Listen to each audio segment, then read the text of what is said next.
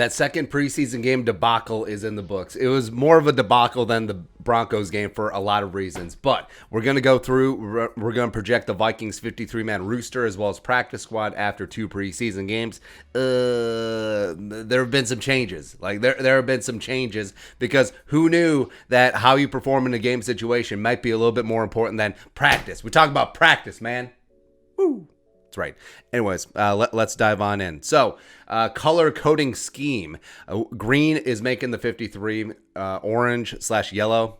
Well, it says it's orange, but it looks more yellow to me, is making the practice squad. Remember, it's 16 this season, just like last year, as well as red is going to be cut, as well as Vikings have to, well, all the teams in the league have to make it to 80 men on the roster. All teams currently at 85 by 4 p.m. Eastern time on Tuesday. So let's go. Quarterbacks wise. So we got Kirk Cousins, obviously QB1. Quarterback 2, TBD. Now, Zimmer in his post-game press conference last night did say we'll see when it comes to potentially bringing in a veteran quarterback. Now, that could be Zimmer talking emotionally, as Jake Browning and Kellen Mond did not play very well against the Colts, but the Vikings have the cap space. They could have the motivation.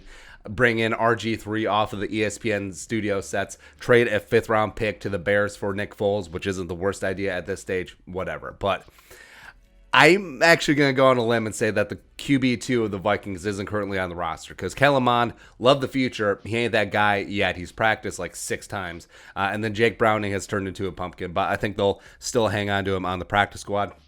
So that means that Nate Stanley and Danny Etling are going to be cut. I would be surprised if Nate Stanley makes it past 80-man cuts. Running backs wise, so we got Dalvin Madison and Kenny Nwangu. Now, in the name of saving roster space, we do have Amir Abdullah on the practice squad. I think that he does make a good case to make the roster, though. And then A.J. Rose, baby, I can never do a kiss from her. So A.J. Rosiata, I know he had a great preseason game against the Broncos, 25 carries, 100 yards, but I don't know.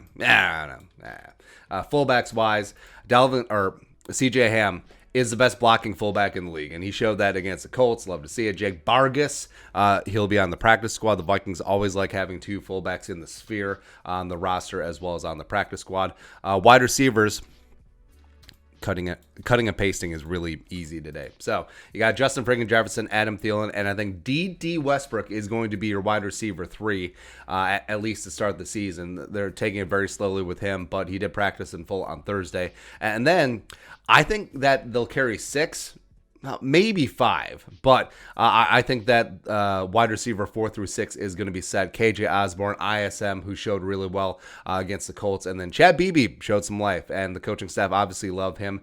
Dan Chisena, special teams dynamo. He made the roster last year and played in all the games, but I think he'll be on the practice squad. Remember, you can flex up 2 practice squad players to the active game day roster, just like last season. Whop Philyor, I'm still holding out hope, man. Just holding out hope. Maybe he makes it. But if you told me that Mitchell or Philyor got swapped, I wouldn't be mad at you, and I would understand it. Tight end wise, so you got Irv Gronklin and Brandon Dillon, the Marion Barbarian. I think that Dillon has pretty firmly established that he's going to be the tight end 3. Zach Davidson, the rookie from Central Mizzou, has been really disappointing. Shane Zylstra from Mankato State University Community College, I think he hangs around. The Vikings will carry 2 tight ends on the practice squad. Might be a little bit of a stretch, but remember, 16 players is a lot. It is a lot to have on the practice squad, and especially since we did some number gymnastics-wise to get as many dudes on the 53 as possible. Well, we still have 53, but you know what I mean. Offensive line-wise, carrying 10. Most teams carry 8 or 9, but we decided to go with 10. Your starting offensive line left to right, unfortunately, is going to be Rashad Hill, Ezra Bradbury, Udo. That's definitely not unfortunate. As well as Brian, the real deal, O'Neal. Blake Brandel, I think, makes roster as a swing backup. I think that they're still going to ease Christian Darrisaw back into the role, but I don't think that he is going to be bad off enough that he's going to be on injured reserve to start the season. Dakota Dozier actually played pretty well last night against the Colts. Had a clean sheet, 16 pass blocking reps, was second on the team in PFF pass blocking grade. So I actually think that he hangs on as a backup. And I'm okay with him as a backup as long as he doesn't start over Oli Udo. And also if Udo is at left tackle, if Dozier is... Dozier better not be that right guard. I mean, there better be Mason Cole, there better be Wyatt Davis, but whatever. Two guys on the practice squad. Kyle Hinton played well last night. He's been a little bit under the radar. Hasn't really gotten the time of day, been mainly stuck with the third teamers, but I think that he has enough potential that he hangs around on the practice squad for a second season. Also, Zach Bailey, what up? South Carolina Gamecock representing. He was a guard by trade, and they've been working him at right tackle. I think he played really well last night against Indianapolis. And then not making it, Cole Cabral, Drew Samia, blooms off the rose, as well as Evan Kazarzik, no go there. So the Vikings have 26 players on offense on the 53. I know with Zimmer, that's probably not going to happen, but it just makes sense the way that we were operating. Defensively, so also going to carry 10 defensive linemen. You got 6 on the edge. You got 4 inside. So you got Wanham, Hunter, Weatherly, Jalen Holmes, Patrick Jones, second, Janaris Robinson on the edge. Now, the 2 rookies didn't really do a whole lot in the second preseason game, but I thought Jalen Holmes played well. Steve Weatherly played really well when he was out there on the field. Wanham showed himself very well as well. And then defensive interior-wise, you got Pearson, Tomlinson, Armand for Watts. Had himself a decent game. Sheldon Richardson played well as well. Jordan Scott, even though he had the interception, I don't think he makes the roster. But 2 defensive linemen on the practice squad, Hercules Matafa, just hanging around, as well as you got Kenny Wilkes, had himself a nice ball game. I think he makes the practice squad. Zade Johnson from Cal does not make the roster. Also, I got James Lynch, but I got him on injured reserve. Now, the Vikings aren't alone in this, but teams will be like, hey, around 53-man roster cuts, a player that's sort of on the fringe, we want to keep you in the sphere, and maybe you have like a minor injury. James Lynch has the ankle. So, yeah, we'll just IR you. Famously, this was the Zach Line modus operandi from a couple years ago. But, yeah, linebackers. So, let's get a little bit nuts. Anthony Barr, I have starting the season on IR. Now, remember, players can come back after 3 weeks, and it is an injury. Zimmer confirmed it's an injury. It's not related to the pec, but he did also allude to that it's pretty serious. So I don't know if he'll be ready to start the season. Your starters... Is that you, Rona? Your starters at linebacker will be Kendricks and Vigil, since nickel is the new base. But Blake Lynch can also get the time of day as well. He played really great against Indianapolis. Same thing with Troy Dye. It is noteworthy that Lynch has established himself ahead of Dye, who was a 4th-round pick last year. Lynch was a UDFA, but Troy had himself a nice little ball game against the Colts as well. Chad Surratt, a little bit hot and cold at times, but you definitely see the flashes and potential. I think he makes the roster.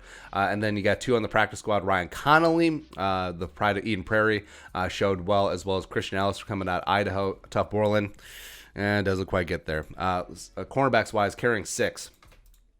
So you got Breland, Peterson, and Mac Alexander. Those are going to be your starters. Chris Boyd, Harrison Hand are going to be your second-line backup cornerbacks. And then Cameron Dantzler, man, I don't know. I just don't know. Like, it's very disappointing. He has essentially dropped to cornerback 5 now. Chris Boyd started over him in the second preseason game. So I don't know.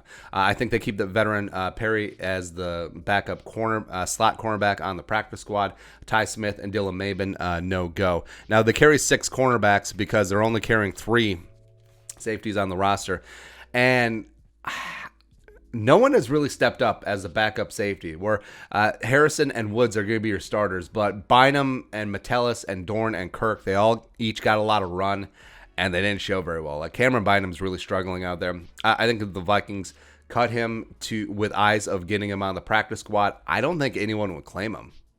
Even though it is a little bit weird to let go of a 4th-round pick, I think that he will be worth the risk at this point. And Josh Metellus has done just enough to be that third safety, but I could be convinced and swayed 6 ways of Sunday, so we'll see what happens with them against Kansas City.